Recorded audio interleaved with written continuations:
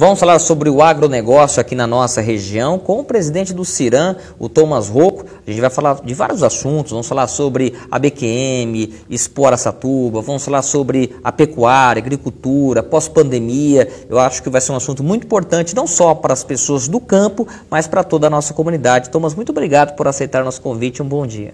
Obrigado, eu que agradeço, bom dia aí também a todos os amigos que estão na audiência. É sempre um prazer a gente poder bater um papo e contar um pouquinho do que nós estamos fazendo lá no Ciram. Eu me lembro que o antigo presidente Brancato esteve aqui conosco diversas vezes. Eu me lembro da última entrevista, foi num momento bem crucial, pandemia, coisa pegando e a situação realmente muito complicada para todos os setores e o agronegócio não foi diferente. Nesse ano de 2022, já numa situação um pouco mais confortável, como que foi essa transição, você como presidente, mas também como uma pessoa que está no dia a dia do campo aqui na nossa região, nesse momento difícil de 2 anos de muita recessão, de muitas mortes, economia muito frágil e agora uma retomada nesse ano de 2022? Tem sido um desafio praticamente diário. Então, quando a gente rebobina o filme e volta lá para o começo da pandemia, o primeiro momento foi a questão de que a gente não sabia o que ia acontecer. Então o produtor rural, ele falou, eu não sei o que vai acontecer, o produtor precisava colher a soja dele, precisava colher o milho, a safra de cana estava pulsando. E aí você fala, será que a gente vai ter, não vai encher a baia? Será que vai ter gente lá para descarregar? Vai ter gente no porto para carregar essa soja para ela poder sair? Será que o gado vai conseguir ser abatido no frigorífico se você não tem gente para trabalhar? E ali foi o primeiro momento que a gente ficou numa instabilidade muito grande. Depois, o agronegócio se uniu, as empresas compraram, falaram, nós vamos continuar produzindo, entregando, colocando alimento na mesa. Então, dentre os setores, o agronegócio começou a passar um pouco à margem dos setores que estavam fechando, por nós sermos um setor primário. E aí a gente continuou.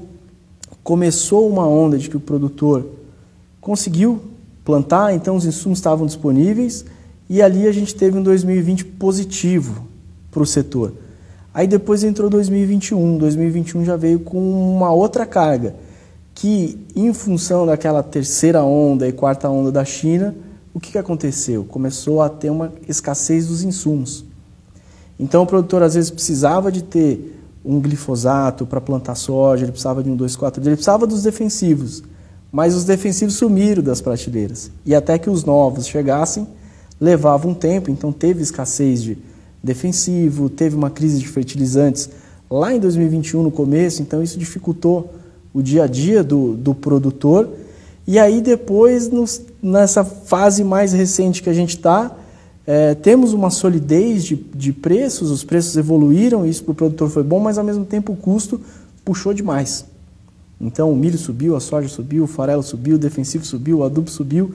O produtor está com um custo muito alto. E como é commodity, às vezes ele não sabe se ele vai vender no mesmo valor do que ele está contratando esses insumos. Então esse é um momento de atenção agora. Nós temos tensão de Rússia, tensão de Ucrânia.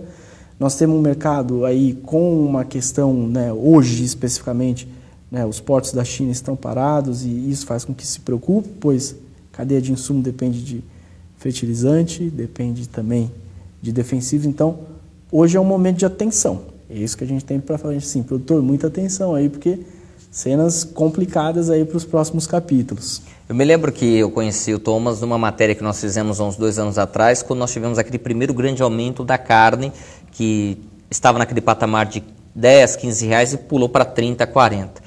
E hoje nós temos, além do preço da carne, o preço do próprio hortifruti granjeiro. A gente teve um aumento muito grande na prateleira e, às vezes, o produtor ele sabe o que está acontecendo, mas o consumidor final, ele vê o preço alto na balança e não entende, aí o vilão passa até, às vezes, ser o produtor. Por que o preço está tão alto na prateleira, Thomas? Você que está no dia a dia, num sindicato tão importante da região e que, com certeza, tem todo um conglomerado de informações em todas as regiões do Brasil. Que hoje a gente enxerga, a economia é global.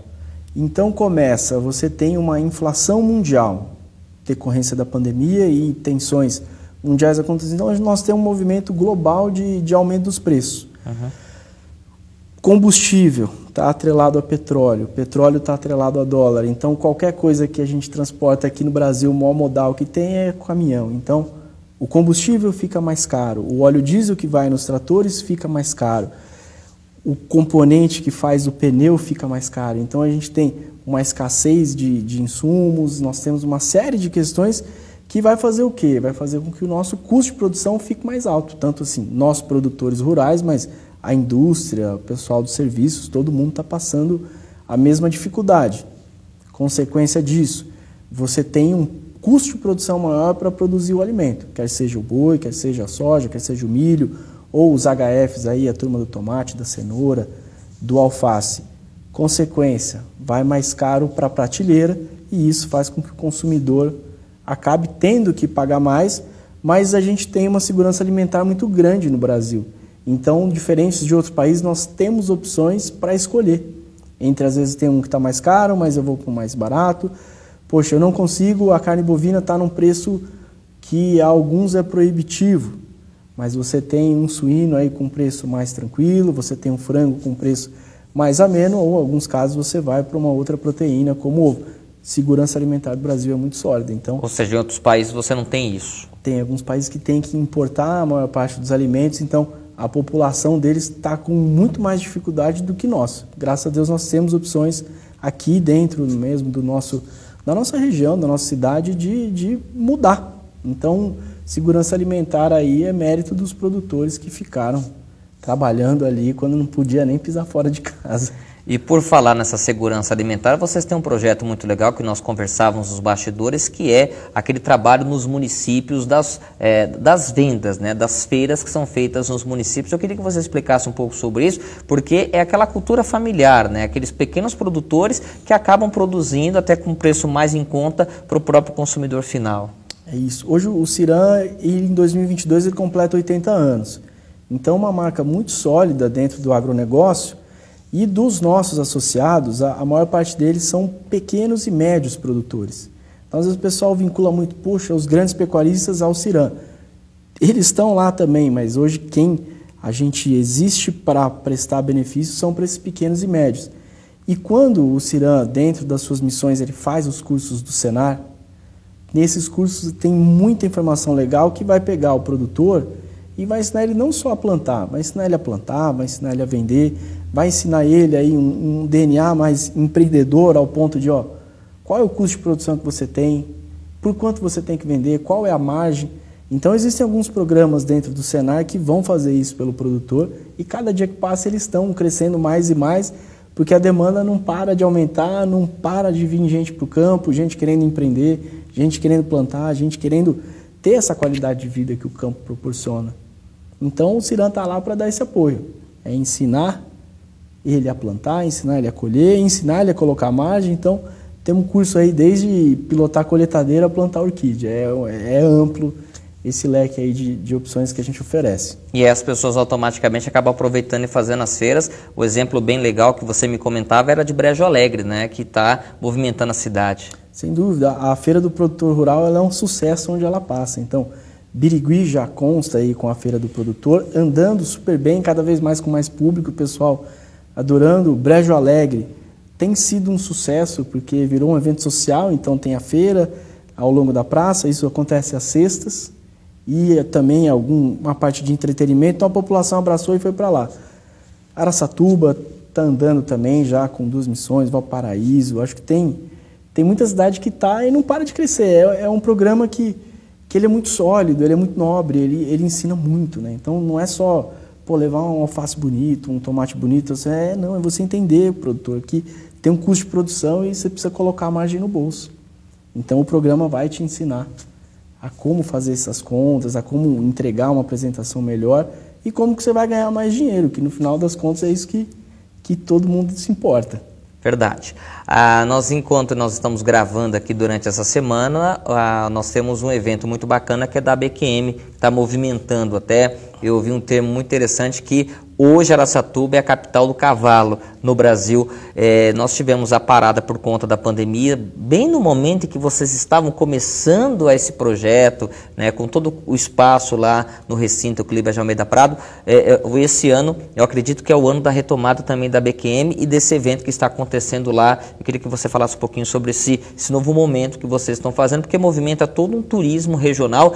É bem verdade que nessa edição ainda sem a presença do público, mas eu acredito que a médio e longo prazo vai ser um evento que vai movimentar toda a região noroeste. Sem dúvida. O evento está sendo sucesso, hoje o recinto, o Clibas de Almeida Prado, é o maior complexo equestre da América Latina. Tem mais de 200 mil metros, são 20 mil metros de arenas cobertas. Então, para que as pistas possam receber os melhores cavalos do mundo. Então, hoje nós temos uma das arenas que, até um pouquinho, 4, 5 meses atrás, ela tinha um recorde mundial dos tambores. Agora, esse recorde foi quebrado e, muito provavelmente, seja quebrado de novo na arena, nesse evento da ABQM, que cada ano que passa ele fica maior, ele fica mais sólido, ele atrai mais competidores. É um mundo do cavalo quarto de milha de pessoas muito engajadas. Então, eles vivem o quarto de milha, eles viajam. É um ambiente familiar, é um ambiente onde as famílias convivem. É muito gostoso de ver. E ele está acontecendo agora e fomenta, de certa forma, toda a economia local. Porque eles vão usar os hotéis, os restaurantes, os mercados, toda a economia se beneficia desse evento, que traz, então, muito legal, tanto sempre Araçatuba e Birigui de mãos dadas aí, então tem os eventos do automobilismo aqui no município de Birigui estão bombando e nós, como o quarto de milha, a capital do cavalo em Araçatuba, fomentando a nossa região aí, então a parceria está sendo muito bacana. E um outro evento que esse já é de muitos e muitos anos e que por conta da pandemia infelizmente não ocorreu, foi a exposição Araçatuba. Inclusive nós tivemos a informação do próprio ex-presidente falando sobre mudanças na própria forma com que acontece, que é normal, de anos em anos vocês vão mudando. Como que tá? Vai ter esse ano, não vai? E como que vai ser essa retomada da exposição? A exposição está confirmada. Está confirmada. Está confirmada, então a gente reformulou o modelo. Nós conseguimos, através de uma parceria com a Tem Mais, que é a holding do grupo da TV Tem, reformular o modelo. Então o modelo estava muito frio, estava muito distante do que a população queria. Frio, poucos expositores, o pessoal só ia para ver o show. E aí a gente pegou esse projeto que é o único, vamos resgatar a tradição das exposições agropecuárias do Brasil. E aí nós achamos o parceiro ideal. Qual que vai ser esse formato? Então nós vamos ter um show separado, um entretenimento ali focado em agronegócio, focado em negócios, focado em receber a família. Então você vai lá para o parque, você vai andar, você vai trazer sua família, você vai conseguir desfrutar de toda a infraestrutura do complexo e tem a opção de você quiser ir ao show lá de maneira separada. Então bilheterias separadas ali para poder atender o público. Nós estamos muito contentes, acreditando que esse modelo de negócio que está sendo criado, ele vai impactar e ele vai reverberar no Brasil aí como o grande resgate das exposições agropecuárias. Então, só para entender, as pessoas elas vão ter a oportunidade de entrar de forma gratuita no recinto, no parque, na parte de exposições, e se quiser assistir o show, o evento, aí paga a parte e vai ficar separado no próprio recinto, é isso? Isso. A gente tem que falar de uma entrada solidária. Então é um valor muito irrisório perto do que era, então a gente está falando aí de talvez, isso é um formato que nós vamos desenvolver junto ainda com a empresa parceira, mas é longe de ser os preços que eram antes. Então, entradas aí na casa de 5, 10 reais ou alimento, acho que alguma coisa nesse formato que traga de novo as famílias lá para dentro. Então, quando você tem o público lá, o comerciante quer estar onde o povo está, então ali tem negócio. E aí a gente vai conseguir trazer as famílias, vai conseguir gerar negócio, as marcas estão buscando esse modelo novo para poder estar lá dentro, então o agronegócio, os animais, todo mundo ali em conjunto. E vai continuar os leilões, as exposições dos animais também, normalmente. Continua também, então foco total agronegócio.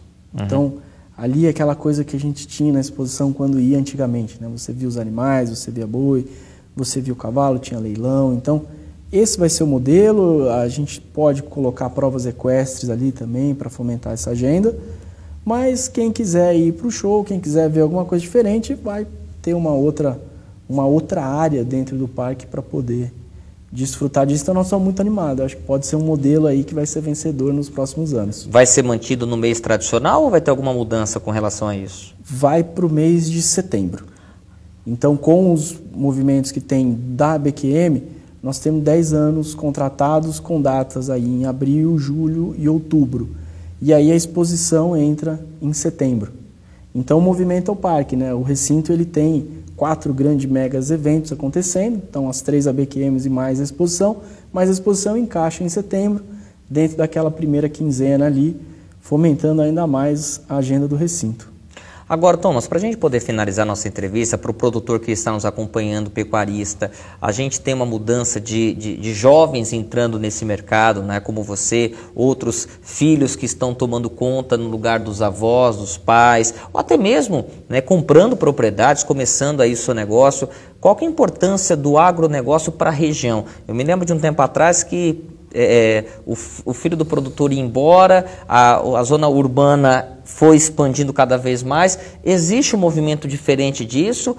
Como que você vê hoje, né, Birigui, Araçatuba, cidades menores, nesse potencial de produzir cana, soja, né, ter o seu corte de gado, o leiteiro aqui para a nossa região, até para a nossa economia local?